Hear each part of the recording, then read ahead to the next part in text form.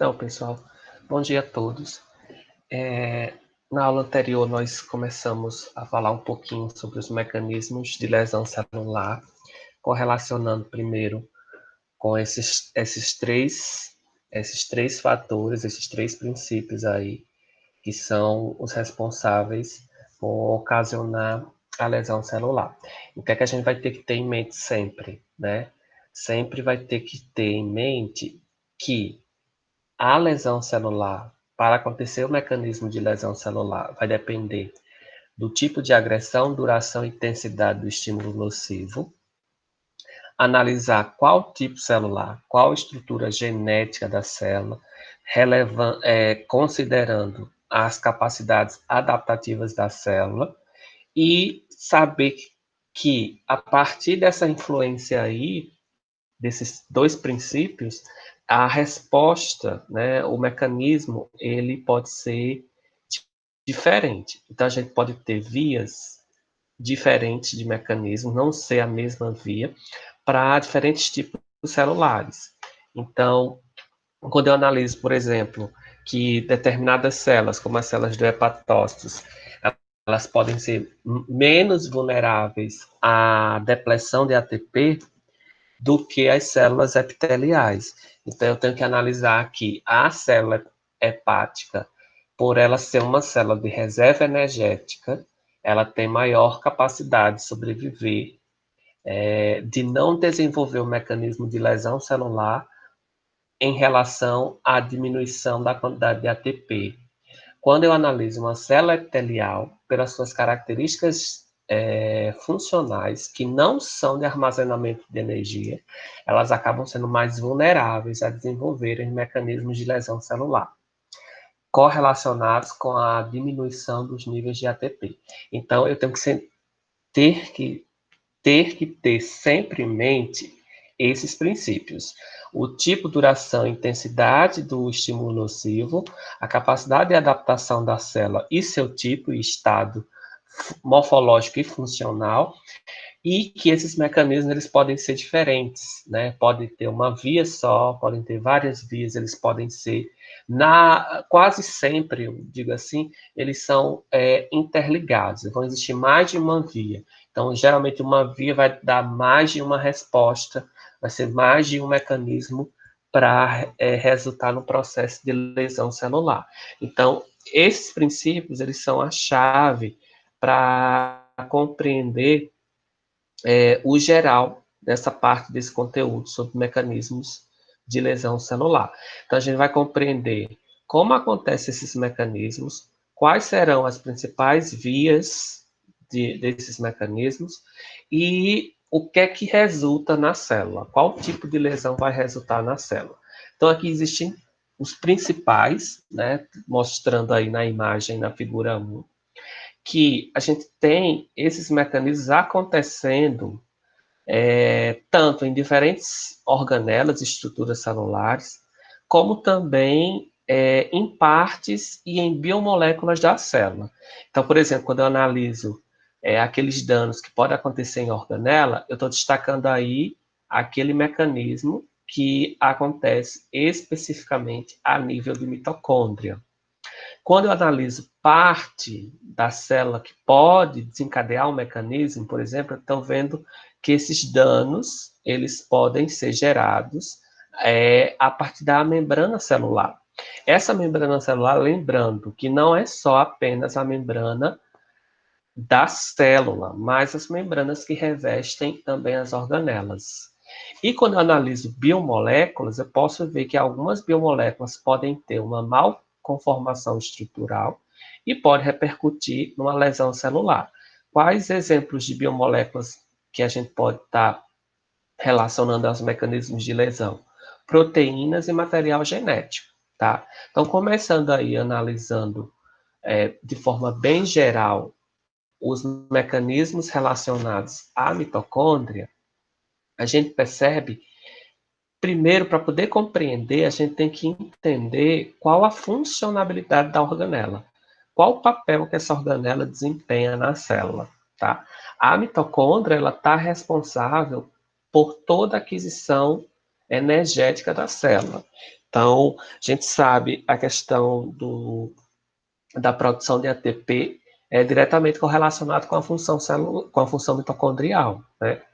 Então, quando eu analiso, por exemplo, a estrutura do retículo endoplasmático rugoso, eu vou analisar que lá, nessa organela, é responsável pelo quê? Pela formação, pela síntese proteica, tá? Então, a gente tem que sempre analisar, perdão, a organela e qual a sua funcionalidade dentro da célula.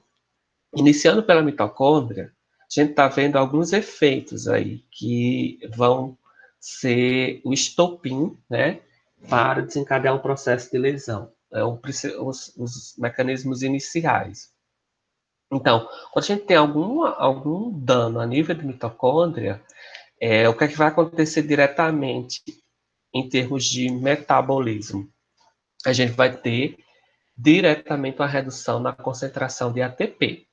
Por quê? Porque é a organela responsável pela síntese de ATP, de forma bem geral, né?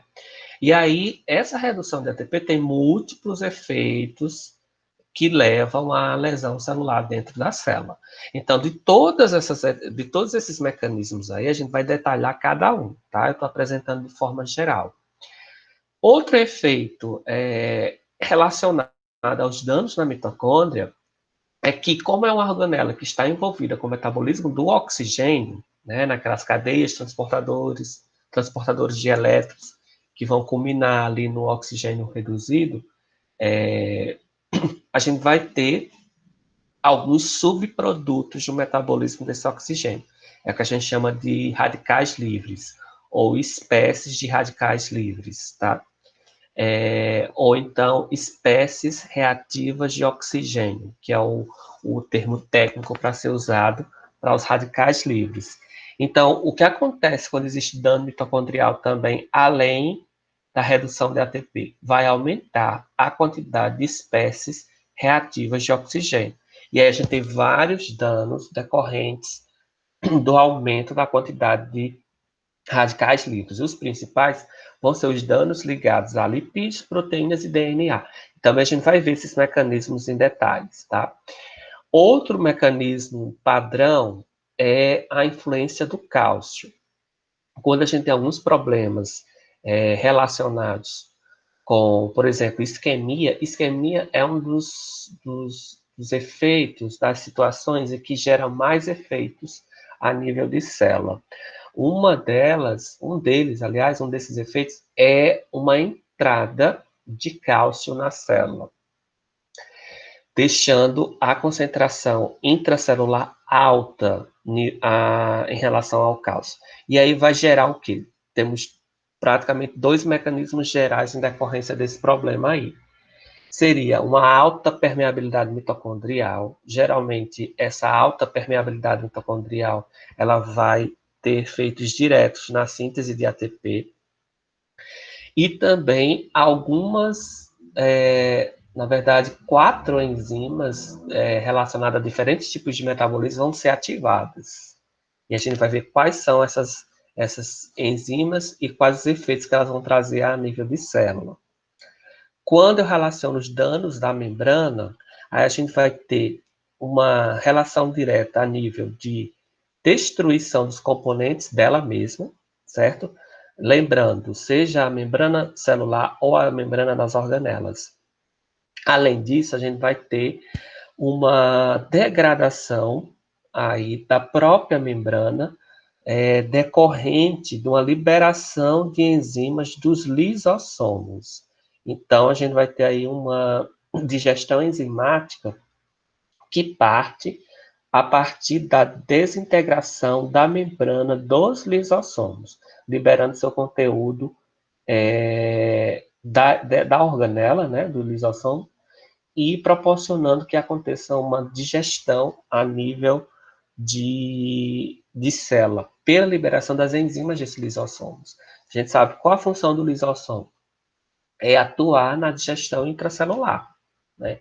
Então, por quê? Porque ele vai ter, na verdade, são, digamos assim, sacos de enzimas, e essas enzimas, quando são liberadas no meio intracelular, vai começar a autodestruir a própria célula, né? Então, uma autodestruição aí. Quando a gente analisa os danos relacionados às biomoléculas, a gente vai ter aí o que a gente considera uma via estopim, um mecanismo inicial para uma via apoptótica, tá? Para correlacionar diretamente a um tipo de lesão, que seria a apoptose. Seria a ativação de proteínas pró-apoptóticas, são aquelas proteínas que vão se acumular, seja dano ao material genético, seja o dano à proteína diretamente, vai repercutir na ativação, na liberação de proteínas pró-apoptóticas, que vão ser um mecanismo inicial para ativar a apoptose. Esses mecanismos como um todo, esses mecanismos de lesão celular como um todo, eles podem resultar em necrose ou apoptose. Então, a gente vai ver que tem uns que são mais típicos, desencadeando a necrose, e a gente vai ver que tem outros que são mais típicos, desencadeando a apoptose. O que é que a gente precisa saber aí?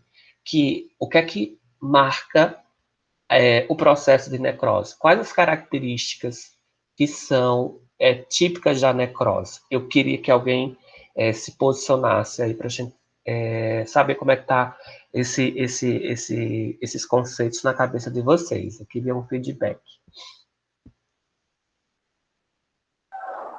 Como é, Marcelino? Quais são as características típicas da necrose? O que acontece na necrose? Tem a tumefação, né, que é o fator inicial. A membrana plasmática da célula ela é rompida. Isso, muito bem. Ocorre o extravasamento do líquido intracelular para o meio extra. Muito bem. E tem a inflamação adjacente, que é frequente, né? Perfeito, exatamente. Então, a gente tem essas 4 características como chave da necrose. Então, quando eu analiso que há modificação estrutural nas membranas, isso aí já é o início de um tipo de mecanismo que vai desencadear a necrose, certo? Quais as características da apoptose? A gente viu de forma bem geral, né? Quais são as características da apoptose? Na apoptose ocorre a morte programada da célula. Sim. E não ocorre o extravasamento do líquido, já que a morte é programada. Uhum. Muito bem. Acho que é só isso mesmo, né? Mas em termos estruturais, o que acontece com a célula? Ocorre a autodestruição. Sim, mas quais características começam a ser um indicativo de apoptose? Os restos, entre aspas, celulares são liberados em corpos apoptóticos, né? Isso, mas o que é que Exato, isso tudo está correto, mas como é que eu posso dizer que aquela célula vai sofrer apoptose? Quais são as modificações? São 2 modificações principais que acontecem que caracterizam a apoptose. Não é quando a célula não consegue mais se adaptar, ou então quando ela sofre algum tipo de infecção, principalmente as virais, que é para não contaminar o resto do tecido, ela se autodestrói. Está correto. Mas quais as características estruturais? O que é que acontece de alteração na célula para a gente poder identificar que está acontecendo a apoptose? Eu sei que é mais fácil caracterizar a necrose, porque a gente consegue ver até mesmo a olho nu, né? Dependendo do estágio, lógico. Mas a apoptose, o que é que vem caracterizando a apoptose em termos de alterações estruturais?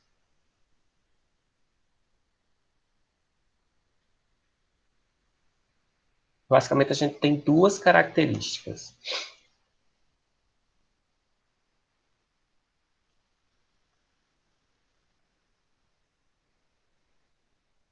Alguém se recorda?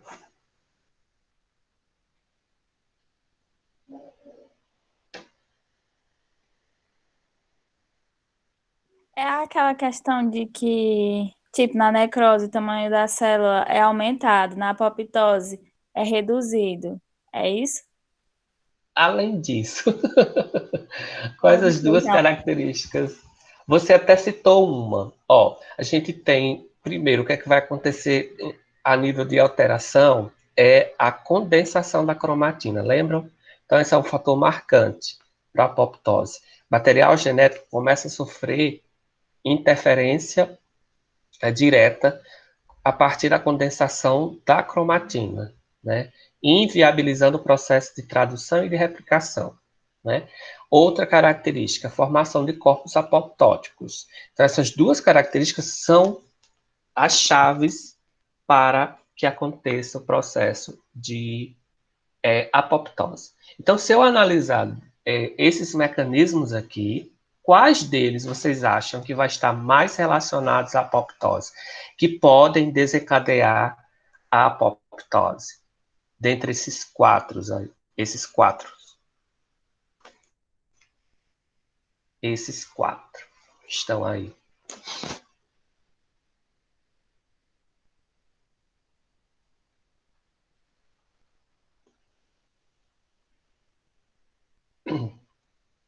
Marcelino, aí são 4 tipos de mecanismo diferentes. Aí nem Isso. todos eles acontecem, tipo, na apoptose. Não, tem alguns que são mais típicos para desencadear a apoptose. Então, a pergunta seria, qual desses aí vocês acham que é mais típico E para dele que a gente vai desencadear a saber, apoptose? é a Não partir ouvi. deles, é a partir deles que a gente vai saber qual lesão vai ocasionar, é? Isso. Tem uns que são mais característicos para resultar em um tipo específico de lesão, tá? Ó, quando eu analiso a apoptose, eu sei que as diferenças marcantes na apoptose é o quê? Condensação da cromatina e formação de corpos apoptóticos. Desses quatro aí, eu posso ver que danos ao DNA está relacionado com o quê? Com condensação da cromatina. Então, eu já sei que proteínas mal dobradas e danos ao DNA vão ser mecanismos chaves para o quê? Para a apoptose, né? Danos à membrana. Qual é a característica marcante da necrose? Não é alteração na membrana? É, a membrana Então, se rompe. isso. Então, a tumefação da membrana é característica da necrose. Então, já posso ver que danos à membrana é um dos mecanismos também relacionados à necrose, tá? Agora, dano mitocondrial e entrada de cálcio são dois mecanismos que eles podem estar tanto relacionados com a necrose como a apoptose, tá? Os dois. E danos à membrana, além de ser marcante para a necrose, também pode levar à apoptose, tá? Desses quatro aí, eu posso dizer que o mais chave, mais específico para para eu definir um tipo de lesão, que seria a apoptose, é proteínas mal dobradas e dano ao DNA. Os outros três, eles podem estar envolvidos a necrose e a apoptose. Vai depender da situação sequente a esses mecanismos. Outros mecanismos, tá? Então, isso vai depender. Esses são mecanismos-chave, são os principais. Mas a gente vai ver que cada um deles tem uma cascata de eventos, né? Tem mais mecanismos aí partindo dele, que podem ou não repercutir na apoptose ou necrose. Por exemplo, o dano mitocondrial, ele é característico a princípio, né, de forma bem geral, de ser típico da necrose. Proteínas mal dobradas e dano ao DNA é típico da apoptose. Eu posso amarrar que dano mitocondrial vai sempre gerar necrose? Não, isso vai depender da cascata, certo? Das outras vias do mecanismo de lesão. Então, a gente vai entender aí como acontece isso. Ficou claro, gente? Aqui são mecanismos principais. São mecanismos padrões, ok?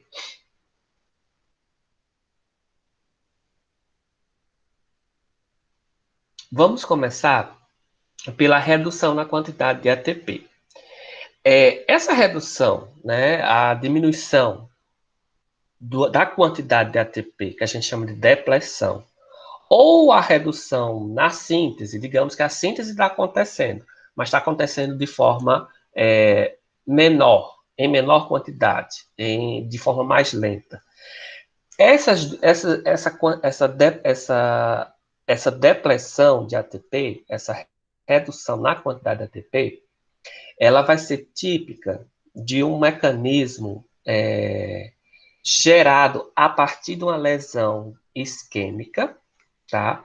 Ou pode ser derivado a partir da interferência de uma substância química. Tanto a lesão isquêmica como algumas substâncias químicas que são tóxicas, elas podem interferir no metabolismo. Na verdade, a lesão isquêmica é diretamente relacionada com o quê?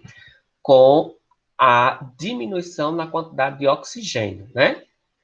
E algumas substâncias químicas, como o próprio monóxido de carbono, também vai interferir na disponibilidade de oxigênio para o organismo.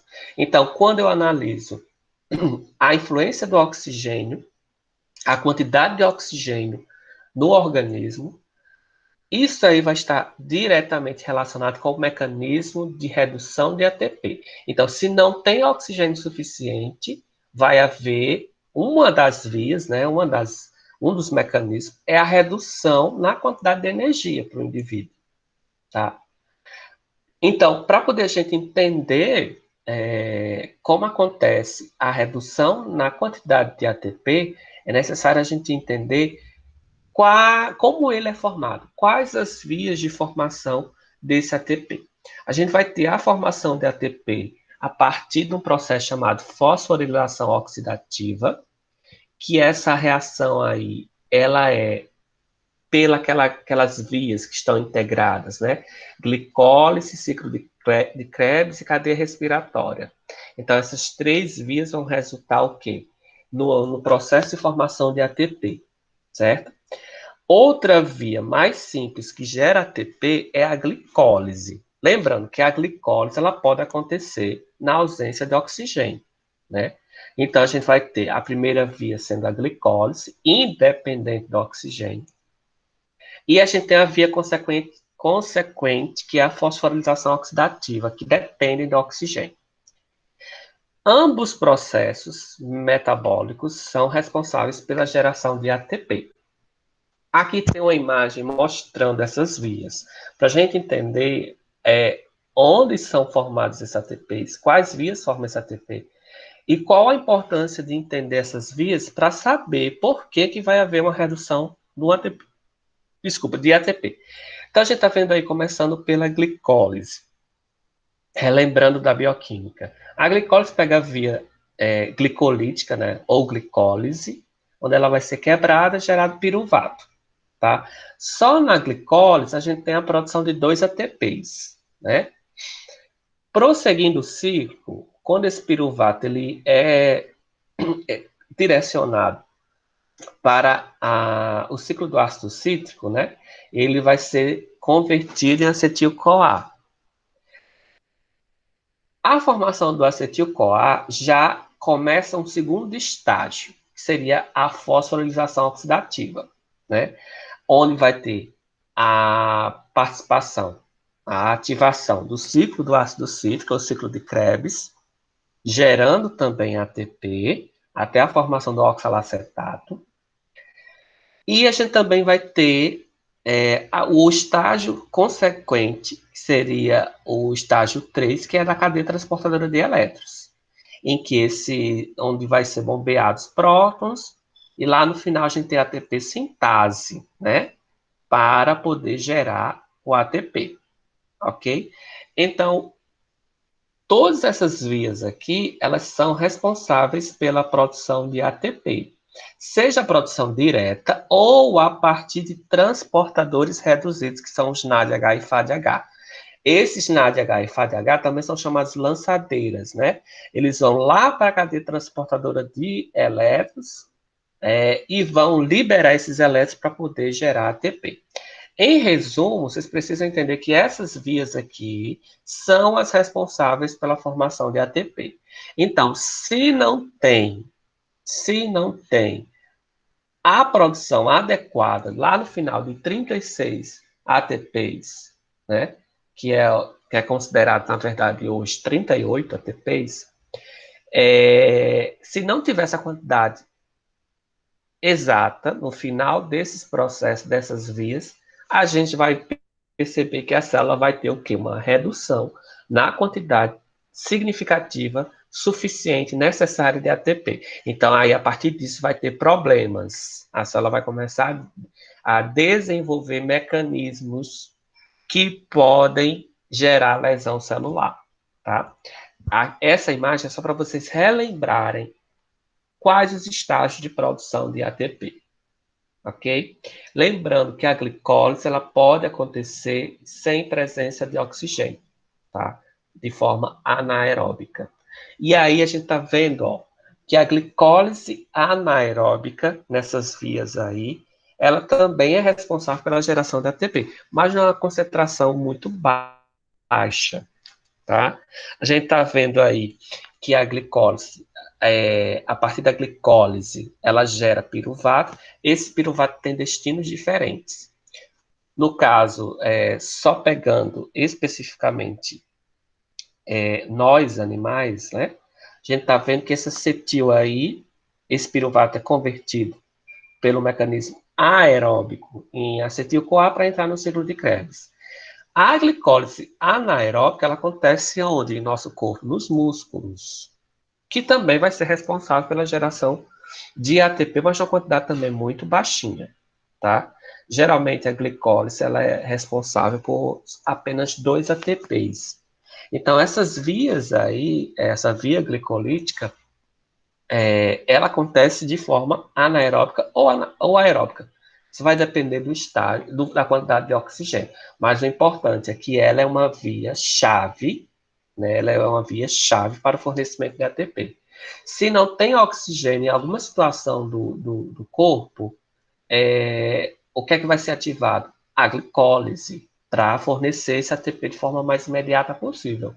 Quando a gente analisa, por exemplo, 2 órgãos, como o cérebro e como o fígado, a gente vai ver que o cérebro ele vai ser muito mais sensível à redução na quantidade de ATP do que o fígado, porque o fígado já tem reserva lá de glicogênio.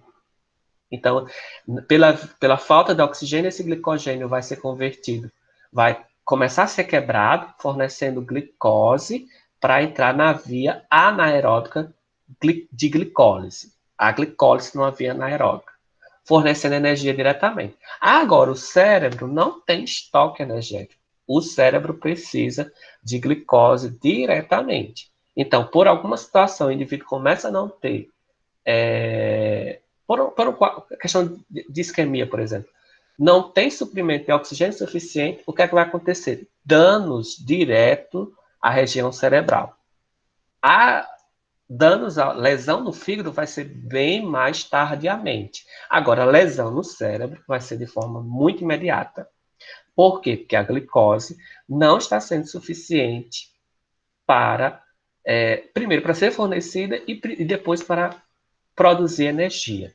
Tá? Então, é muito importante a gente pegar esse mecanismo para poder entender.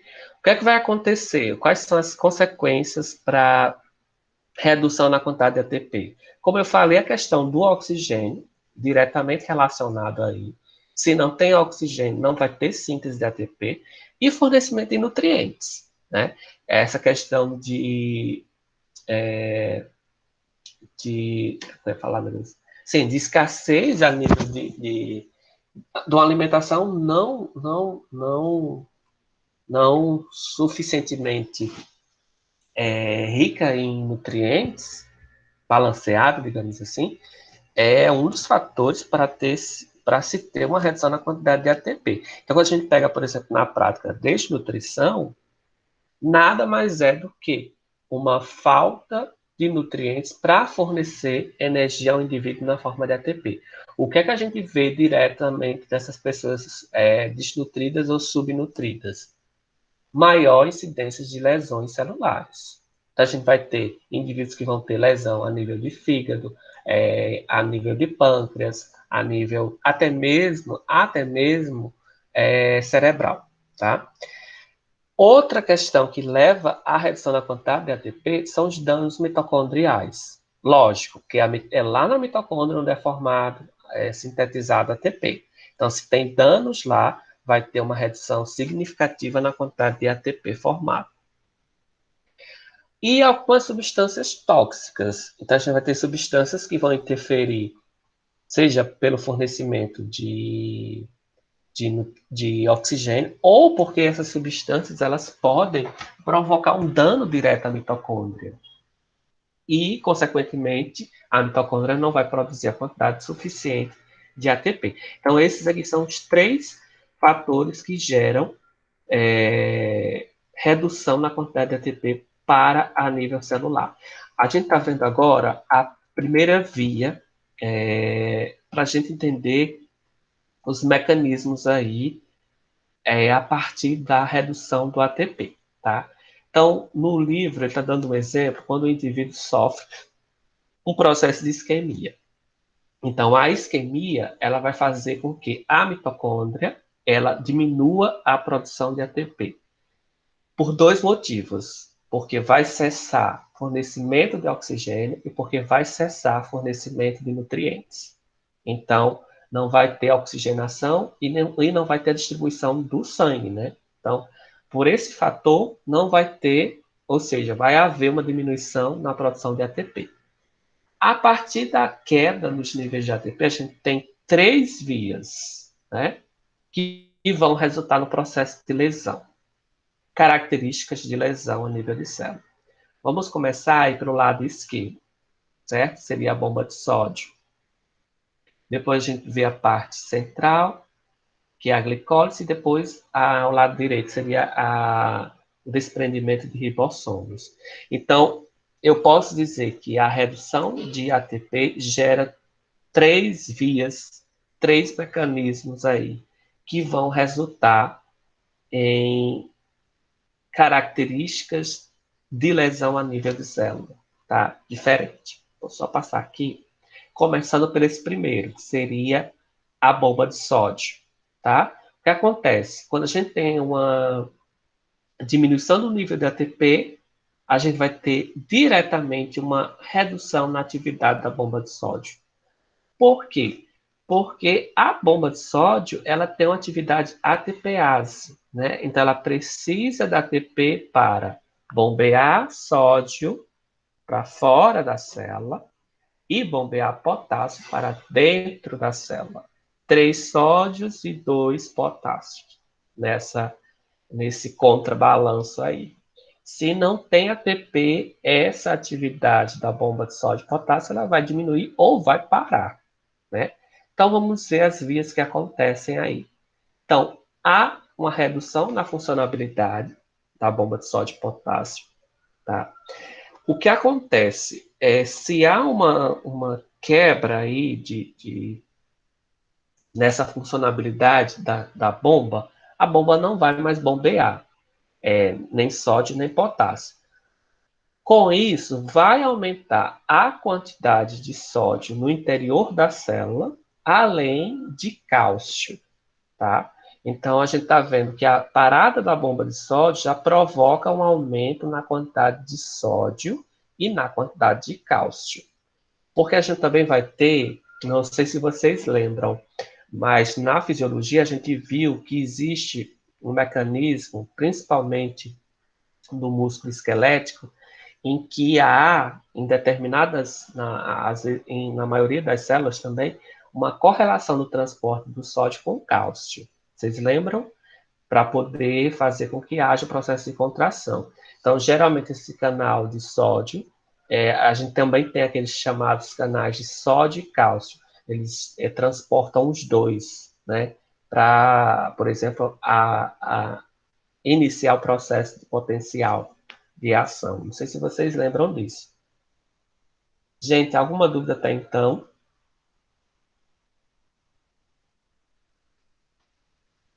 Hoje eu tô mais perdida que segue em tiroteio, ô Marcelinho. Quais as dúvidas? Essa depressão, ela vai culminar na necrose e na apoptose? Calma. Vamos com calma. A gente está vendo agora as vias iniciais que podem repercutir numa necrose ou apoptose, mas a gente vai ver quais são as os tipos de lesão decorrentes desses mecanismos. Quando acontece essa depressão, de acordo com algum, como é que eu posso dizer, estresse nocivo, alguma coisa assim, que faz Isso, com que isso aconteça, essa a gente está diminuição? vendo que o primeiro fator nocivo aí seria a isquemia, né? Então, houve interrompimento da distribuição de sangue, obstrução dos vasos. O que é que vai acontecer?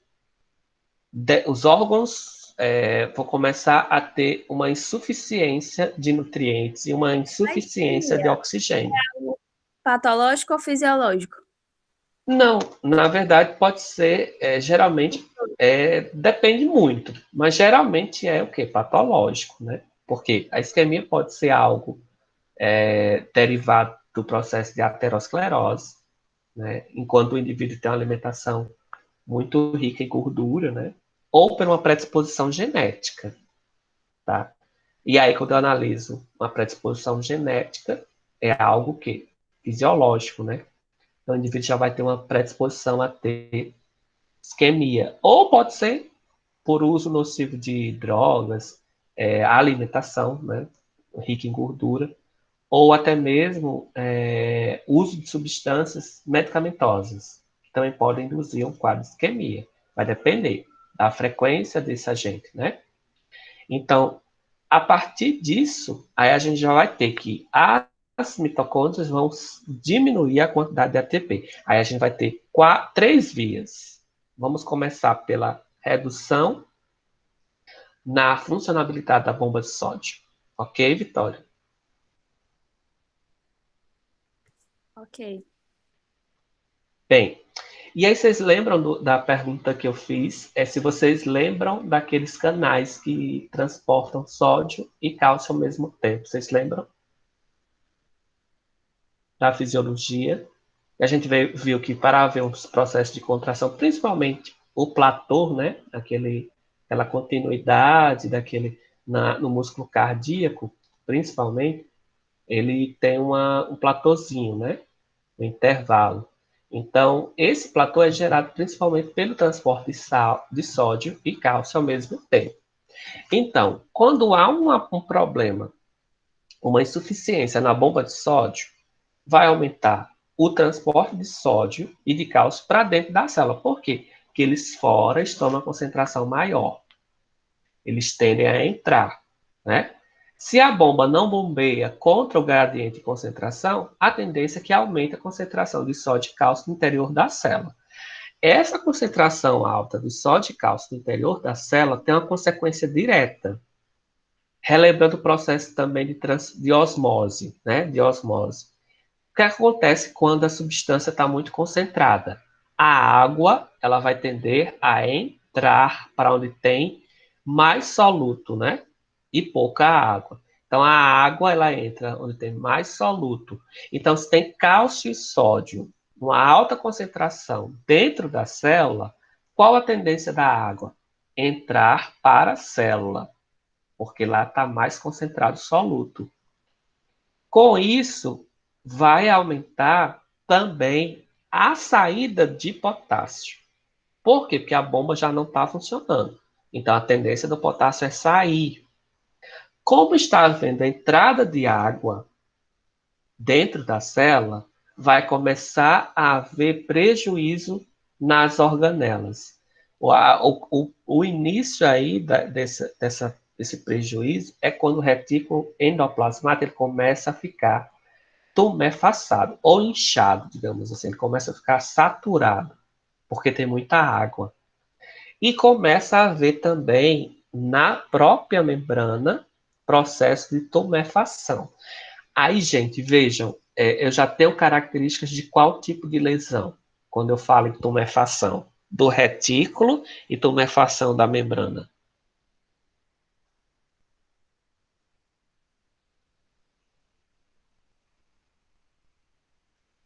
Oi.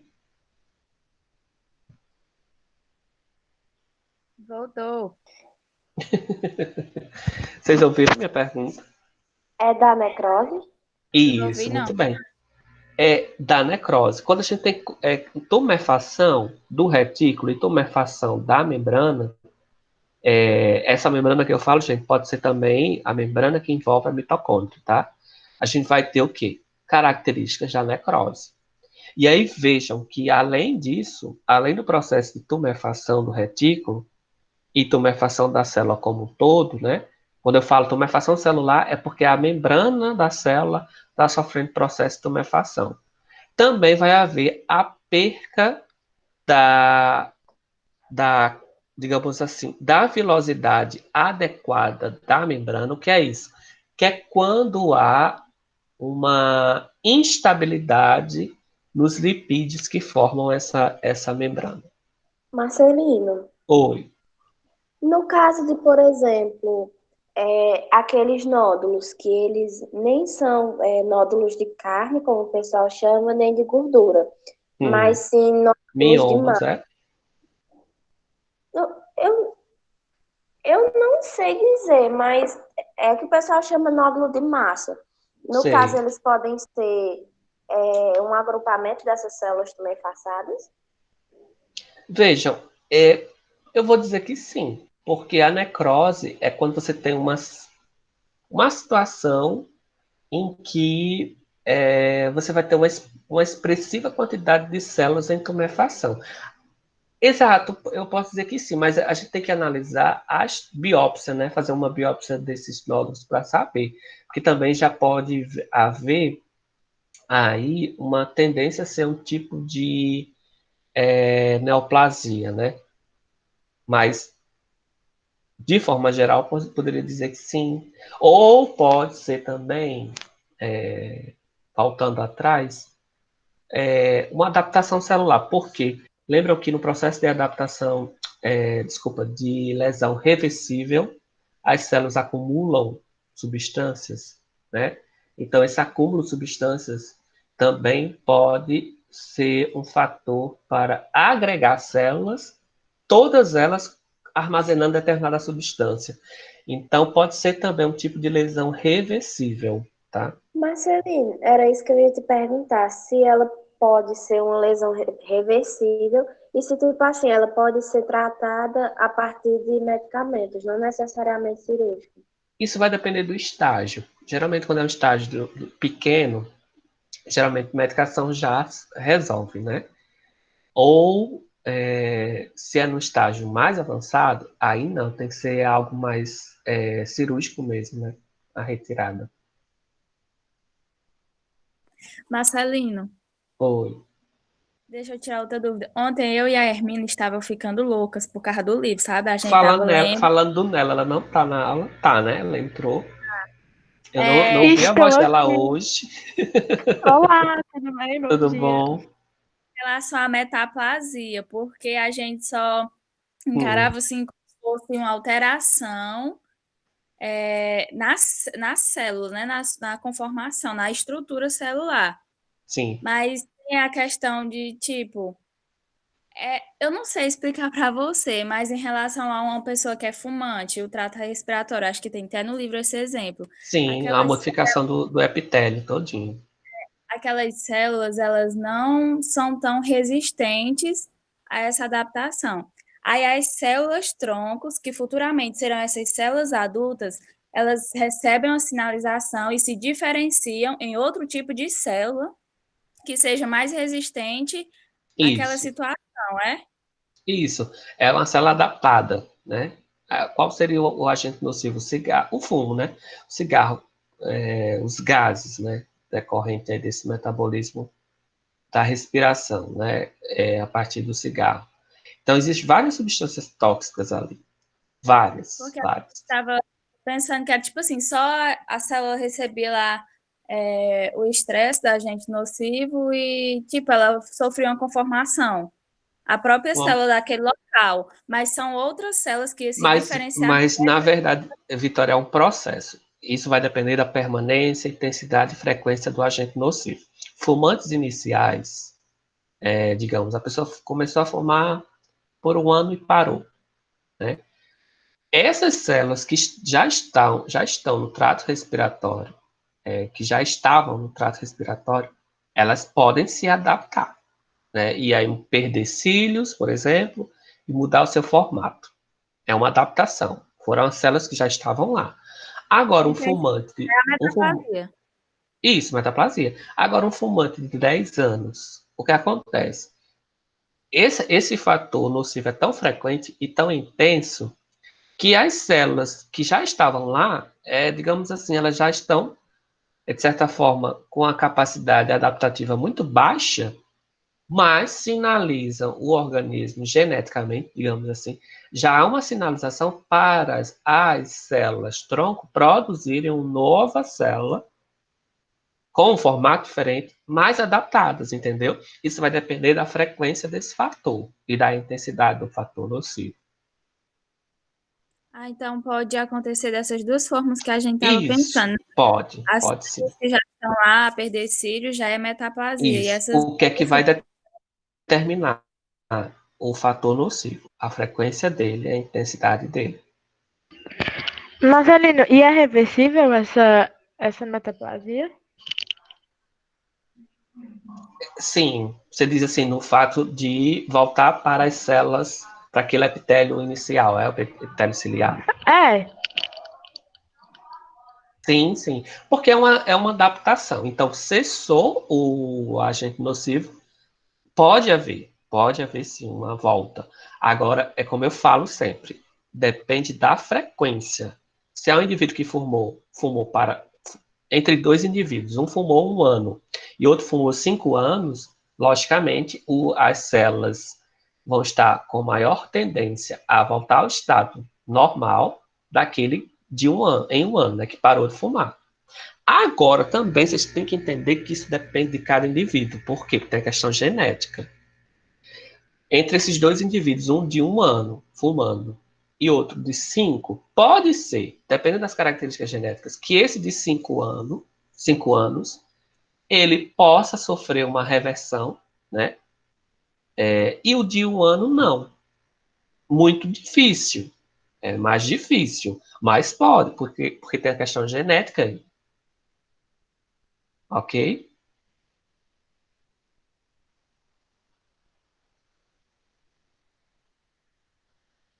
Ó, gente, só para fechar. Então, a gente está vendo aí que essa perca das microvilosidades, né, a regularidade da membrana, ela tende a formar bolhas. Então, a gente já está vendo que o aspecto aí da membrana celular é totalmente modificado. E é uma característica marcante do que? Da necrose. Né? Uma tumefação do retículo, tumefação das mitocôndrias, tumefação da membrana, formação de bolhas. Olha a diferença. Aí a gente não tem corpos apoptóticos, a gente tem bolhas, né? É diferente de corpos apoptóticos, tá? Então a gente está vendo o primeiro mecanismo aí decorrente da redução na quantidade de ATP, ok? Vamos ver o próximo. Quando a gente tem, nesse caso aí, na letra A gente está vendo a atividade da bomba de sódio falhou. Aqui a gente está vendo, por algum motivo, o metabolismo energético foi alterado. O que acontece em termos de metabolismo energético? Pode ser pontual, digamos assim, pode ser numa situação pontual. Por exemplo, as células do músculo, quando estão estressadas em termos de atividade física, elas pegam essa via, né? Que é a via anaeróbica glicolítica. Elas vão produzir ácido lático no músculo, por isso que dá aquelas dores musculares, tá?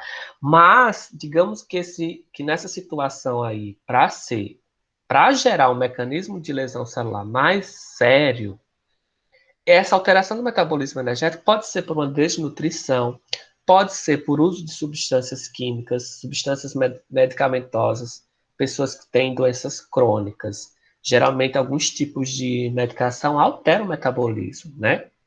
Então, essa alteração do metabolismo também pode ser um fator que reduz a quantidade de ATP. Reduzindo a quantidade de ATP, a gente tem outra cascata de eventos aí. A glicólise anaeróbica ela vai ser ativada.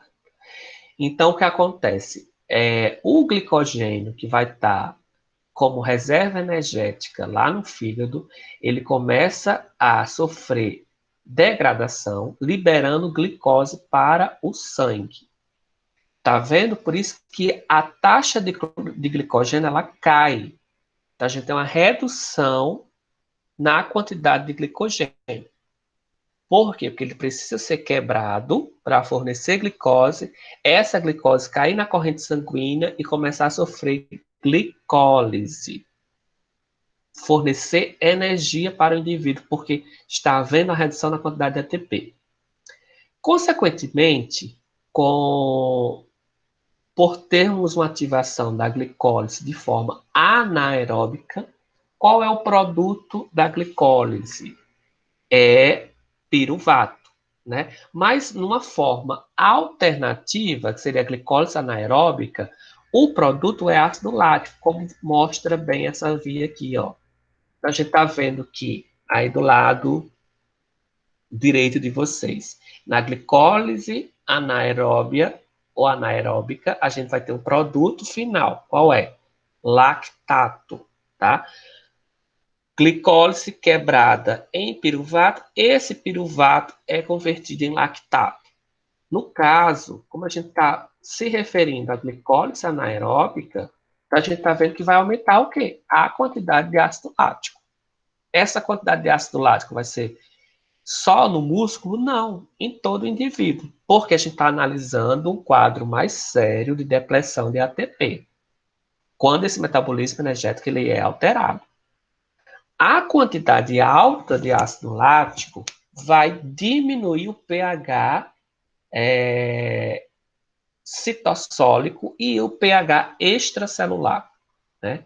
Esse pH do líquido intersticial, que é aquele líquido que fica entre as células. Então, a diminuição desse pH deixa o ambiente muito ácido, né? Tanto fora da célula como no interior da célula. No interior da célula, esse pH muito ácido, né, ele vai ser um fator para que a cromatina comece a se condensar. Gente, quais dos tipos de lesão celular a gente tem a condensação da cromatina sendo característico aí? Apoptose. Isso.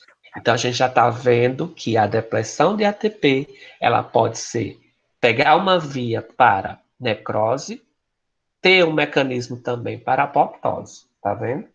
Então, a gente nunca pode dizer, redução de ATP vai gerar sempre necrose, vai gerar sempre apoptose. Não, vai depender das outras vias, tá?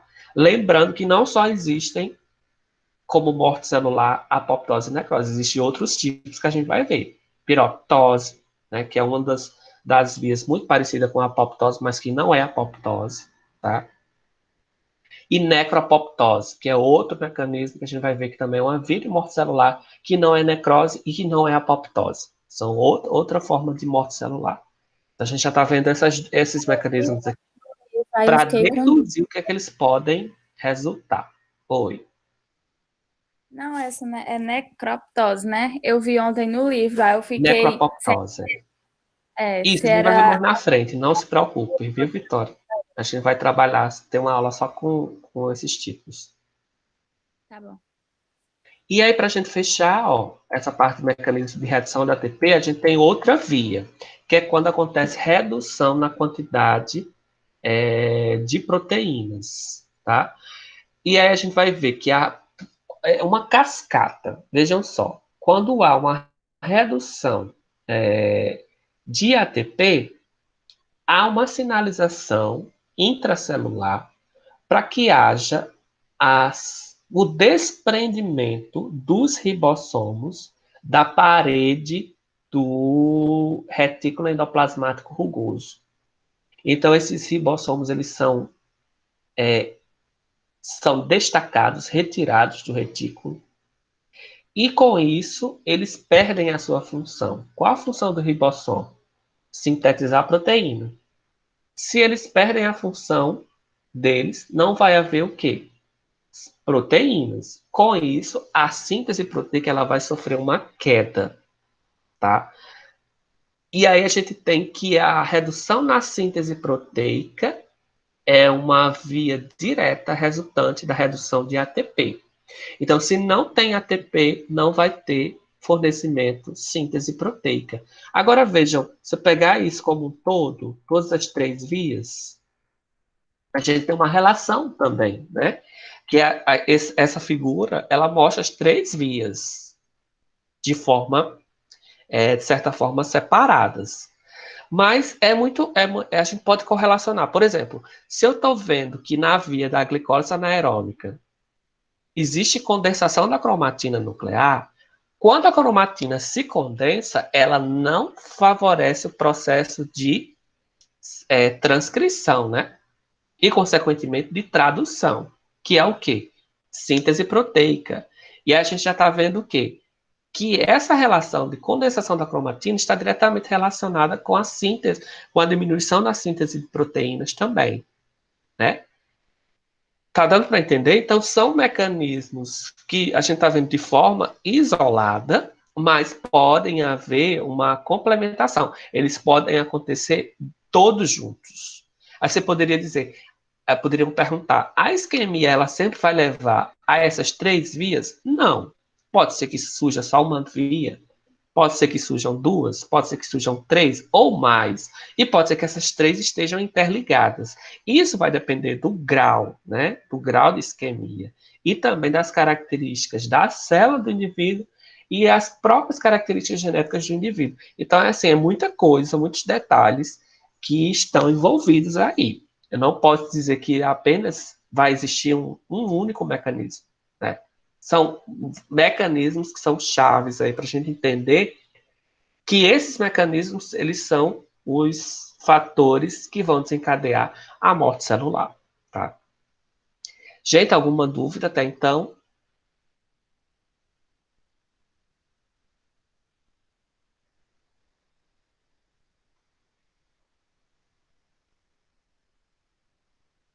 Nenhuma? Marcelinho, só vai ter atividade quando você terminar essa parte, é? Isso. Quando eu terminar o capítulo todo, tá certo? A gente ainda tem muita coisinha para falar sobre mecanismos. Ó, são 66 slides. Mas aqui está envolvendo também a apoptose, certo? Por isso que é tão um pouquinho maior. Certo? Mas a gente vai Tá, com calma. Tá lendo, né? ótimo. Hã? A gente continua lendo, né, o livro? Isso, continua lendo o capítulo, certo? No capítulo de você está mais detalhado. No livro impresso, ele é bem mais resumido, tá? Na próxima semana, a gente vai começar mecanismos de lesão celular correlacionados com a mitocôndria, tá? A gente viu a redução de só um mecanismo, certo? Que é o relacionado com a depressão de ATP. Depois a gente vai ver os relacionados com os danos à mitocôndria, com a questão do cálcio e com as espécies reativas de oxigênio. Tá bem? Ei, Marcelino, quando você for passar a avaliação, vai ser em forma de prova ou vai ser uma atividade, tipo uma atividade? Então, a gente vai ter uma reunião hoje sobre isso, sobre a nova determinação do Conselho, né? Que deixou favorável para a gente fazer as avaliações. Então, a gente vai discutir isso hoje, como vai ser a reunião do colegiado. Tá? Aí eu repasso para vocês. Tá bom. Marcelino, Oi. tinha uma coisa que eu queria saber referente a isso. Se quando a gente finalizar e fizer todas as avaliações, a gente vai encerrar o terceiro semestre e quando voltar, a gente já vai voltar indo para o quarto, ou se a gente vai finalizar o terceiro e fazer alguma continuação, alguma coisa do tipo. Eu acredito que já parta para o quarto, viu, Gisele? Já seja Dois para o pontos. quarto. Isso. Só que aí vocês vão ter um diferencial, né? Porque esse semestre de vocês basicamente vai durar um ano, né?